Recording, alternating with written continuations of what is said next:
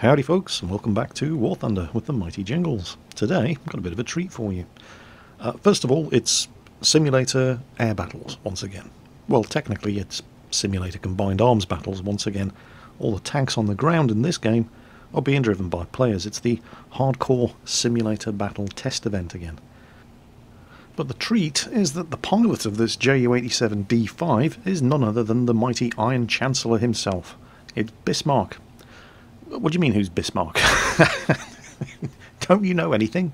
He's probably one of the most famous War Thunder players. Has his own YouTube channel, criminally undersubscribed, and would normally have put this replay up on his own channel, but he's going back to university and he doesn't have time, so he sent it to me instead.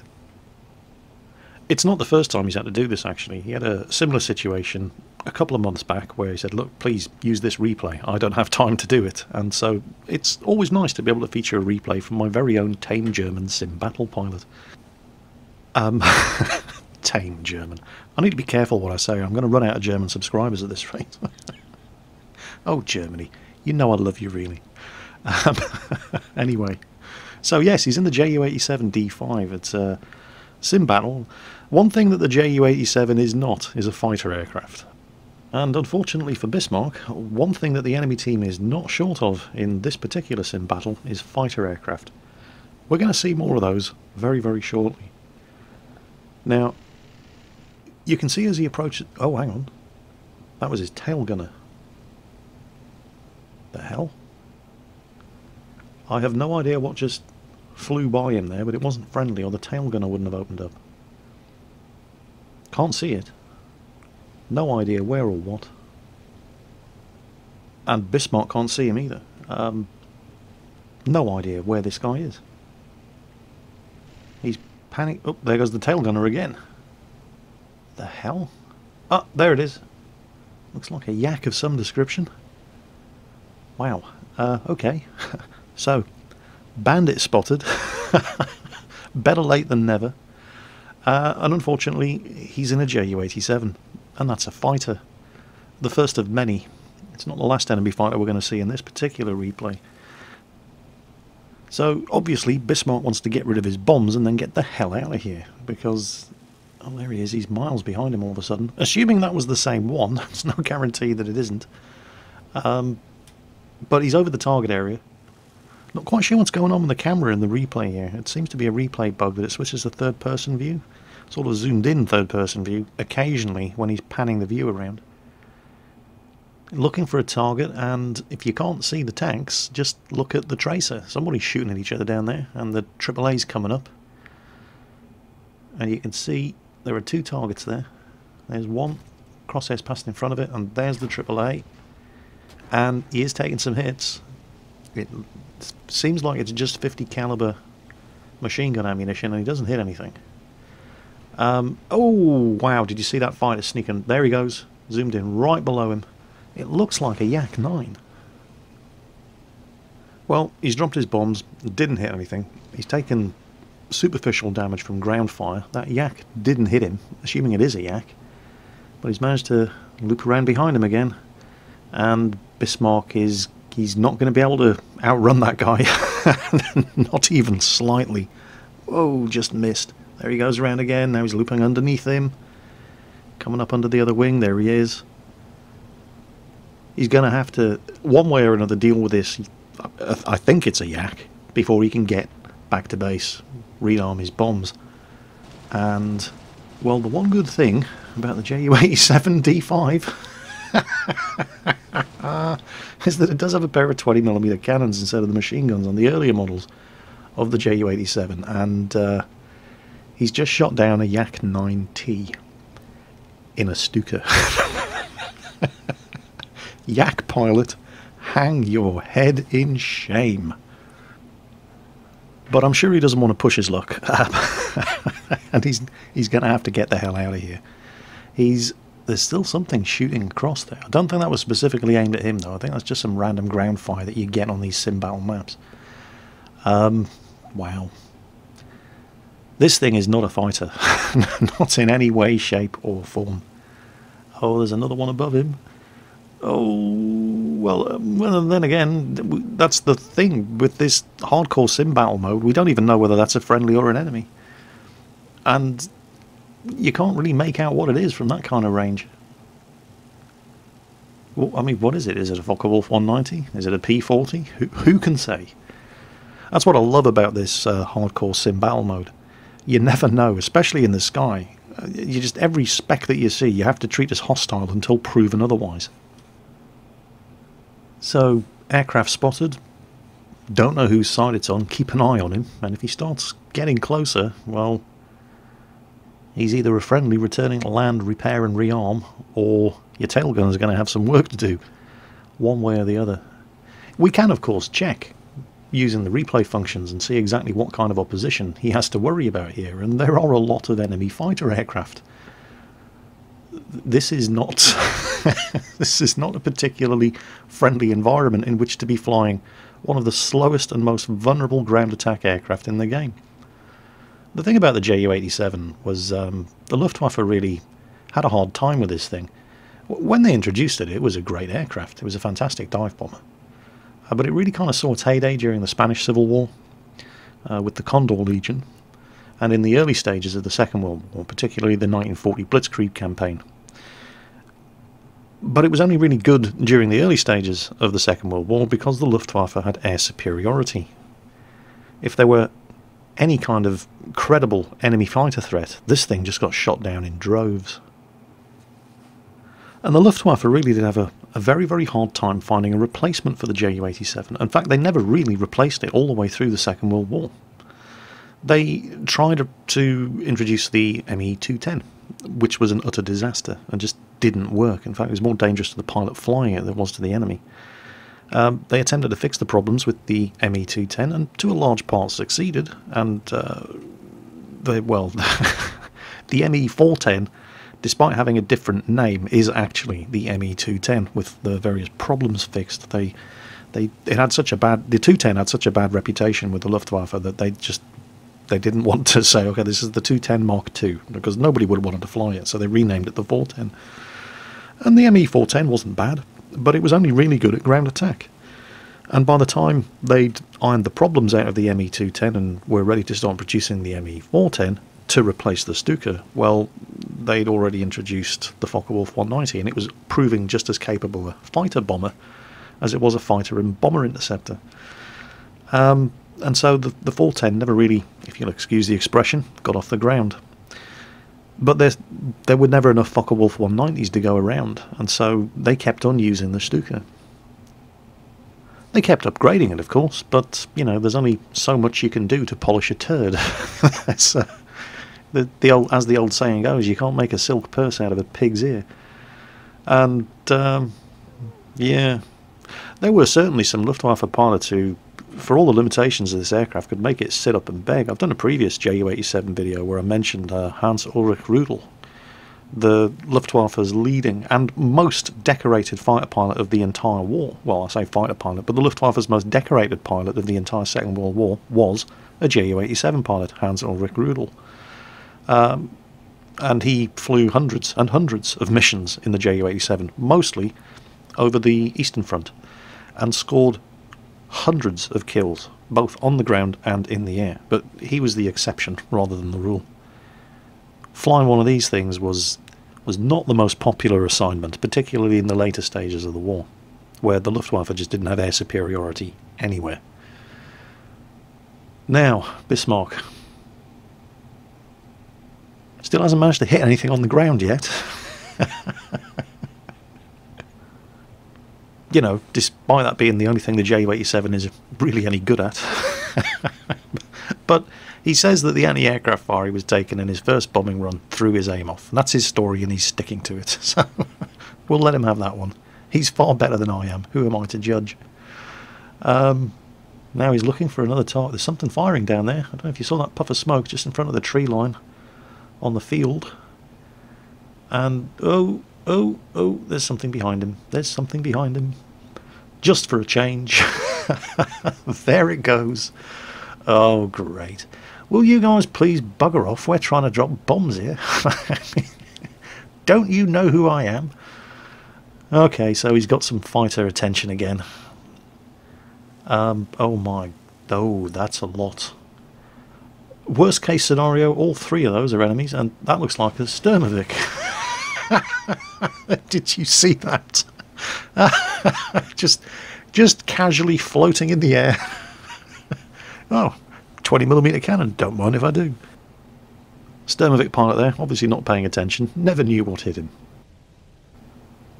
There's some AAA down there that is determined to ruin his day.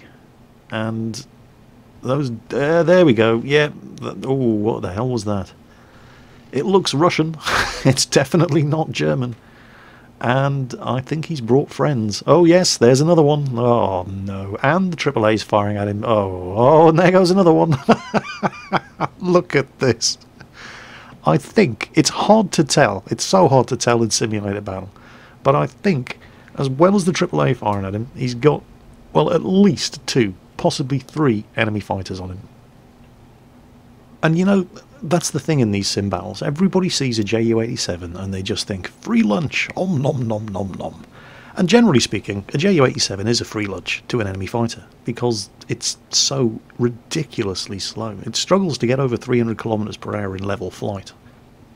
The airframe can actually take speeds of around 650 kilometers per hour in a 45-degree dive. But when this thing is actually turning and manoeuvring, as you do in a dogfight, well, you're lucky if you can convince this thing to keep going at over 200 kilometers per hour. There's a P-39 behind him. Did he get that guy in front of him? It's difficult to say. Got P-39 problems now. Oh, he did. Yes, he did get the one in front of him. It was a yak. Awesome. He's got this P-39 to worry about now, however. But look at how he's able to swing this thing around. And he's able to do that because this thing is so slow. And because it has such a slow stall speed. P-39 is... I think he's hit. Did he hit him? I think he hit him. He did! The only reason he's able to get away with this is there another one on him, though. Hold on, let's not get too excited. I saw a shadow on the ground there, but that could have been his shadow. So were there 2 or were there 3 fighters on him? It was so hard to tell. He doesn't appear to be convinced that he's clear. He keeps checking around behind him, and I don't actually see anything. You may see something. I can't. He's gotten rid of his bombs. I think he didn't actually have anything to drop the bombs on. He just wanted rid of them to increase his chances of being able to survive. He's scanning the sky furiously. He's not convinced he's still in the clear. And I've got to be honest, neither am I. I don't see anything there. Ah, there we go. I did see something. I don't know if he saw him. There it is. Here it comes. It's another one. There were 3 on him. The hell is that? Oh, it's so hard to tell. Anyway, I keep trying to talk about the low speed handling of the Ju-87, and I keep getting interrupted by these impertinent enemy pilots who keep trying to shoot at Bismarck. But yes, because this thing was so slow, and because this thing was so... Whoa, that was close. Is that an LA-5? I don't know. It's not German. That's the only thing we need to worry about at this stage. But because this thing was so slow and so stable at slow speeds, it was able to continue flying and turning at the kind of speeds where other aircraft, if they tried to match it, would run the risk of stalling. But the Ju-87 had such a slow stall speed that it could quite easily keep turning and burning at these kind of... What is this guy doing? See, here's the thing. Because the Ju-87's only trump card in an air-to-air engagement is its ability to turn at low speed, well, at least this guy's... Oh, look at the spin. Look at that. I don't think he did that on purpose. He stalled. He stalled and it went into a spin. Well, it looks like he's managed to recover. So there's that. But, yeah. The thing is, every single aircraft that he's gone up against, including the Sturmovik, is faster than him. And if you're in the faster aircraft, you get the luxury of being able to dictate the terms of the engagement. Oh, he's hit him. He's hit him. He's critted him. It was only his left gear leg, but hey, a crit's a crit. Go on, Bismarck, my son. Have him. But yes, because every single aircraft that he's gone up against here is faster than him, they have the luxury of being able to dictate the terms of the engagement. If they find themselves getting into the kind of fight that they don't want to get into because it doesn't play to their advantages, you know, like getting into a low-altitude turn fight with a Ju-87, then you have the luxury of just opening up the throttle and getting the hell out of there. And then coming back when the terms are more to your advantage.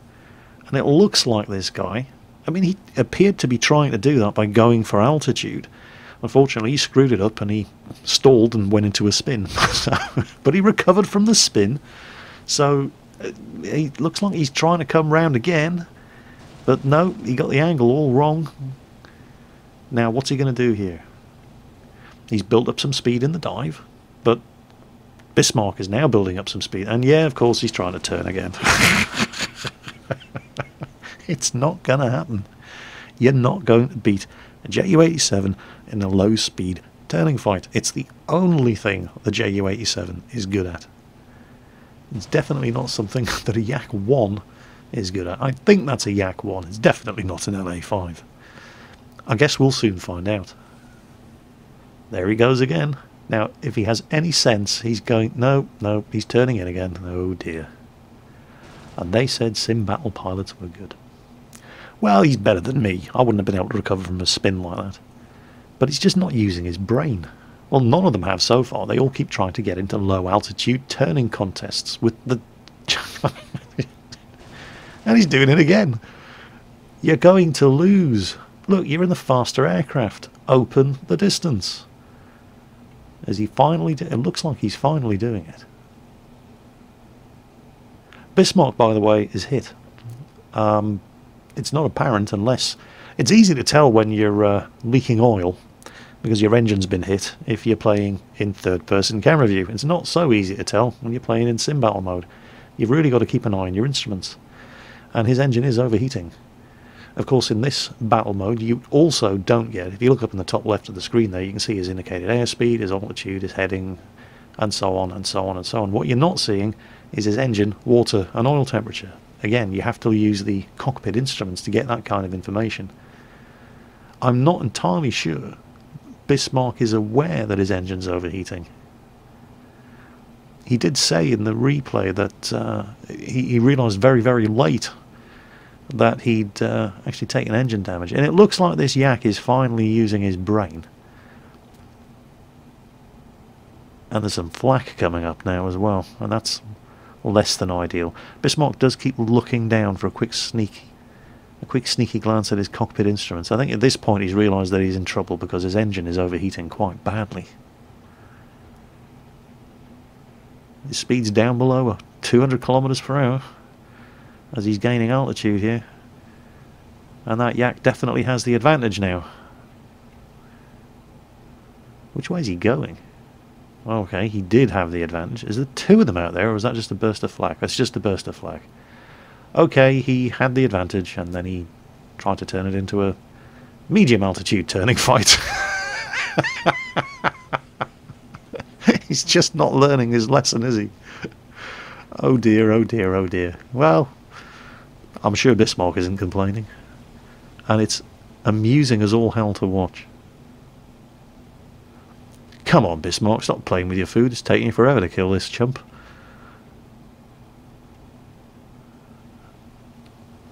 There he goes. Is it the tail chase again? Yeah, this guy's climbing. Oh, that's not good. Climbing makes you vulnerable. Climbing's great as long as you're not actually within shooting range of anybody at the time. Because when you're climbing, you're slow, you're not manoeuvring, you're an easy target, particularly if you silhouette yourself like that. Is there now... Hang on a second. That's two enemy aircraft. Ah, crap, another one's joined the fight. What else do they have? I think they had a P-40. So there's a Yak and a P-40 on him. Alright, okay. You see, Bismarck, this is what happens when you take your time killing somebody. Their friends turn up. And we're just going to switch to some external camera view here. You can see how badly his engine's smoking. All that oil leaking out. Okay, that's the Yak. who is still trying to outturn... I'm sounding like a broken record here. Oh, I don't know. Oh, did it hit him there? That looked like a hit. Is this guy finally going down? Yep, he's got him. That was only a matter of time. If you're going to insist on trying to outturn a Stuka at low level, well, you deserve that. So, oh, he's getting cocky now. Look at that. Turn his wingtip smoke on while dodging the flak. But before we start getting our dress uniform ready for the medal presentations, there is actually another one out there, Bismarck. I knew there was another one. Yep, it looks like the P40. Oh well. Let's jump back into the cockpit, see how he handles this one. So that's 5 kills. He's already an ace on 1 flyout, and yeah, that's definitely a P40. That was pretty close. Well, he's spent pretty much this entire game not hitting any ground targets and instead humiliating aircraft that should be able to swat him out of the sky without breaking a sweat. And now he's going to have to do it again. P40 this time. Where did he go? There he is. Oh, actually, he may not have time to do it. If you have a look at the top of the screen, his team are about to cap the A point. The enemy team do not control the B point, and they're going to start hemorrhaging tickets. So there probably is not a massive amount of time left in this game. And there it goes. Come on, Bismarck. Do it for the Third Reich. Where is he? He's behind you. He's behind you. He's behind you. And so he turns. And he goes flying right by. And then he stays in the turn. And the P40 tries to turn inside him. And oh, the game's over. Damn it, that was so close. He so nearly had a 6th kill. Oh well, you're just going to have to settle for being an ace. Check out the results. Look at this. Look at those awards. 5 aircraft destroyed. Ground targets destroyed, 0. Bismarck, you suck in the Stuka. You didn't hit a single ground target. Oh, go back to flight school. That was pretty impressive. And if you want to see more replays like this, I do definitely encourage you to go and check out Bismarck's channel. It's criminally undersubscribed, and he is so much better at War Thunder than I am. Well, most of you are so much better at War Thunder than I am, so that's not saying much, but he is really, really, really good.